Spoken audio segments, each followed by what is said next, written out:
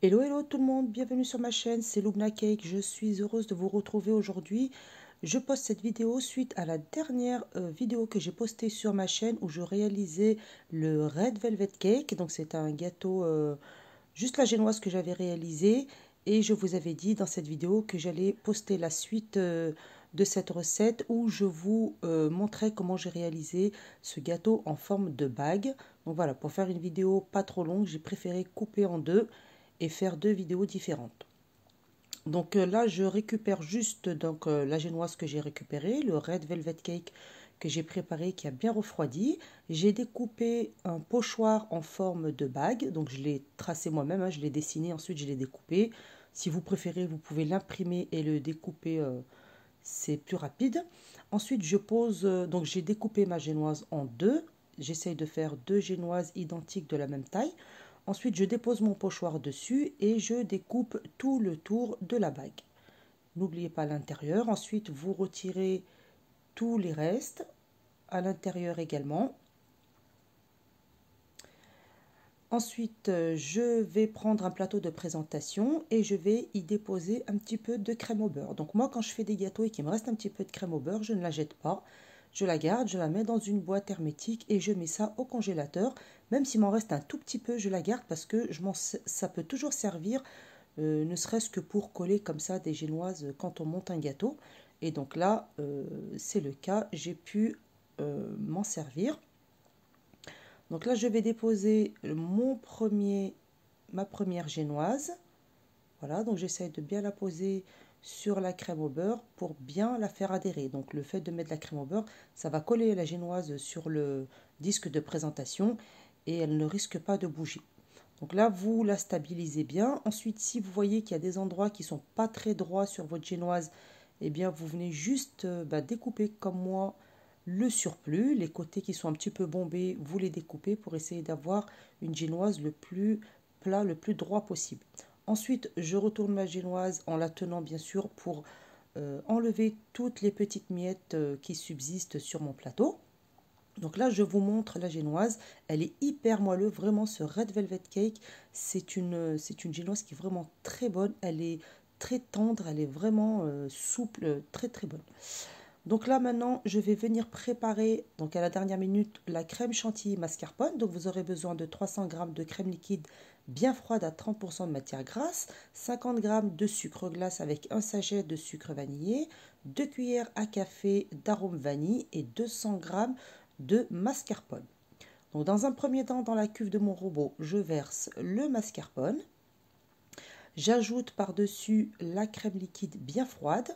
Si vous voulez, vous pouvez mettre aussi la cuve de votre robot directement avec le fouet dans le congélateur une quinzaine de minutes avant de vous en servir pour qu'elle soit bien froide et que votre crème chantilly monte bien.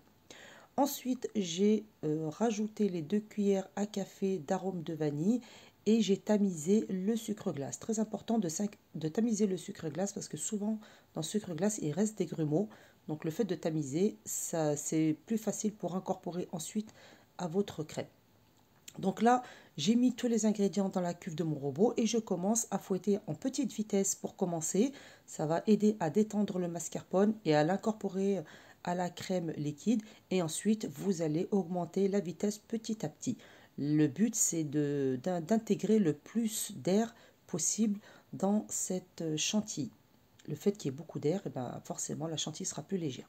Voilà donc le résultat. Une fois que vous voyez que votre chantilly est bien épaisse, vous arrêtez de fouetter. Surtout, ne fouettez pas trop longtemps.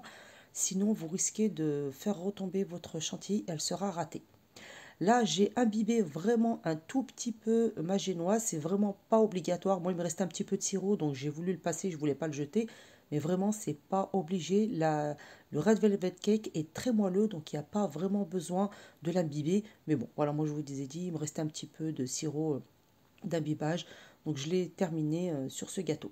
Ensuite, j'ai mis ma crème chantilly dans une poche à douille avec une douille unie, pas très grosse. Et ensuite, je commence à pocher ma crème chantilly mascarpone. Donc vous faites comme je vous montre sur la vidéo. Donc vous allez le faire tout le tour extérieur pour commencer. Et ensuite, vous pocherez l'intérieur et le dessus de la bague. Donc essayez de faire des boules bien régulières. Voilà. Ensuite, je vais venir déposer mes fraises. Donc moi, je les fais avec des fraises. Vous pouvez faire avec n'importe quel fruit. Ça marche très bien. Vous pouvez faire avec du chocolat. Vous pouvez faire vraiment avec ce que vous voulez. Donc là, moi, j'ai mis des fraises un petit peu de partout. Et ensuite, je vais venir déposer délicatement le second étage de la bague. Donc faites très attention parce que le Red Velvet Cake, c'est très friable. Je vous dis, c'est très léger, c'est très moelleux comme génoise. Donc voilà, allez-y délicatement. Si ça casse, eh ben, tant pis, c'est pas grave. Hein, vous reposez juste les morceaux de génoise. Voilà, bien à leur place. Si vous voyez qu'à certains endroits, la génoise retombe, qu'elle n'est pas droite, alors vous mettez des morceaux de fraise en dessous pour bien la stabiliser et qu'elle soit bien droite. Et ensuite, je poche le deuxième étage. Donc là, vous voyez, je ne l'ai pas imbibé de sirop. Il me restait plus de sirop, puis vraiment, c'est pas la peine. Si elle est trop imbibée, après, elle risque de retomber et de s'affaisser. Donc, ne mettez pas trop de sirop dans cette recette. Donc là, voilà, j'ai poché le deuxième étage de la bague. Je viens donc là finir les décorations. Donc là, il n'y a plus que les décorations à mettre. Donc là, je mets quelques morceaux de fraises. Et je vais ajouter des fleurs, des petites meringues, des raffaello. J'ai également préparé des fraises que j'ai enrobées de chocolat blanc. Et j'ai fait aussi des macarons. Donc pour les macarons, vous trouverez la recette sur ma chaîne. J'ai la recette des macarons et la recette de la ganache pour fourrer les macarons. Donc là, ce que j'ai fait à la demande de la cliente, donc j'ai décoré un petit peu le gâteau, donc à l'extérieur, et ensuite je terminerai de déposer les décorations sur le gâteau. Je voulais pas les déposer trop tôt, vu qu'il y a beaucoup de décorations. Je voulais laisser la crème chantilly se tenir un petit peu avant de poser la décoration, pour pas qu'il y ait trop de poids sur la bague. Donc là, je m'occupe d'abord de la décoration. Donc après ça, c'est facultatif, vous n'êtes pas obligé de le faire. Donc moi, j'ai voulu rajouter un petit peu, comme je vous ai dit à la demande de la cliente, quelques décorations. Donc j'ai mis de la crème au beurre sur le plateau de présentation et j'y ai collé des pétales de fleurs que j'ai au préalable lavé, séché. Voilà, j'ai bien laissé sécher et ensuite j'ai mis quelques pétales comme ça et j'ai posé dessus des macarons, des raffaello, des fraises enrobées, des meringues. Enfin voilà, j'ai essayé de décorer un petit peu avec les décorations que j'avais. Donc j'en ai mis un petit peu sur tout le tour du gâteau et puis le reste, j'ai fini par décorer avec la bague. Donc là, voilà, j'ai mis des macarons. J'ai mis une fraise enrobée de chocolat blanc. J'avais également des petites meringues. La recette des meringues, pareil, je l'ai postée sur ma chaîne, donc vous la retrouverez facilement sur la chaîne. Je disais que j'avais mis le lien de ma chaîne en barre d'infos. Vous n'aurez plus qu'à cliquer dessus pour vous abonner. Donc là, je mets quelques meringues sur mon gâteau.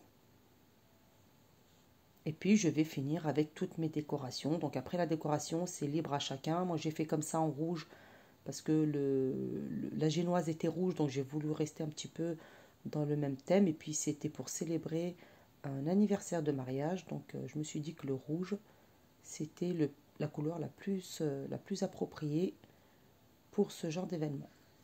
Donc là, voilà, la décoration, comme je vous disais, après, c'est libre à chacun. Vous pouvez mettre des framboises, vous pouvez mettre du chocolat, vous pouvez mettre...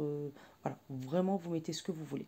Donc voilà, là, vous voyez ce que j'ai fait comme décoration. J'en ai mis sur tout le tour de la bague, donc ça rend bien, ça fait vraiment très joli. Voilà, j'ai mis un petit peu de rose aussi pour casser un petit peu les couleurs avec du blanc. Donc voilà, libre à chacun de mettre vraiment les couleurs qu'il souhaite. Donc voilà, la vidéo est terminée. Si vous avez aimé, n'hésitez pas à vous abonner à ma chaîne et je vous dis à très bientôt.